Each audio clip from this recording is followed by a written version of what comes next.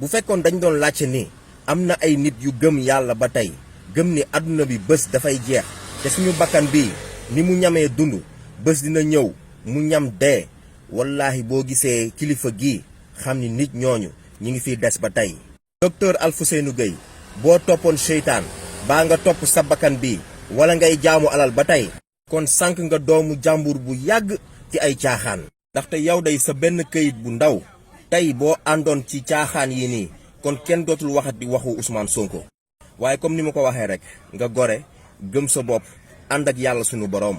kon tey képp kuy patriote di sénégalais bëgg sa réew ameel na la njukkal ju rëy a rëy rëy. waaye nag damay wax rek di interpeller justice di interpeller ñi nga xamante ni ñoom ñoo ne ay kilifa diine lañu di wax ni jàmm dafa war a am suñu réew ngeen toog di seetaan lii nii ci réew mi nga xamante ni nee nañu réewu jaamukatu yàlla ñoo fi nekk. ngeen seetaan ñuy acharné wu ci benn doomu aadama boo xamante ni dafa ànd ci dëgg ñu koy topp subaak ngoon guddeeg bëccëg.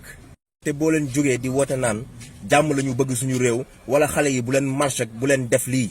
ñun lépp lu ñuy xeex pour ëllëgu réew mi la bu baaxee ëllëg ñëpp lay baaxal képp kuy sénégalais. kon boo leen toogee di seetaan ñuy jéem a faagaagal benn doomu sénégalais ci lu dul yoon dafay mel ni yéen ci ngeen ànd. wolof Njaay daan na wax naan artoo gën àtte.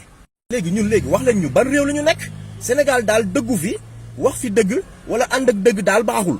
tax na ngeen bëgg faagaagal kilifa gii nii kii de mun nañ koo woowee kilifa ndax yelloo na ko kii de wute naag mag ñiy toog ci télé yi di saaga askan bi. kii de wute naag ñi ñuy dénk suñu alalu réew ñu koy saax-saaxee. docteur bii day wute naag ñi nga xamante ni feebar daf fi amoon ñu dajale suñu alal jox leen ko ñu ne ko dëndiix lekk.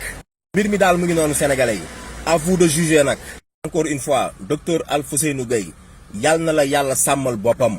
bu leen fàttee abonné te ngeen di bës cloche de notification bi moo tax lépp lu ñu dugal ci ay vidéo ngeen am ko.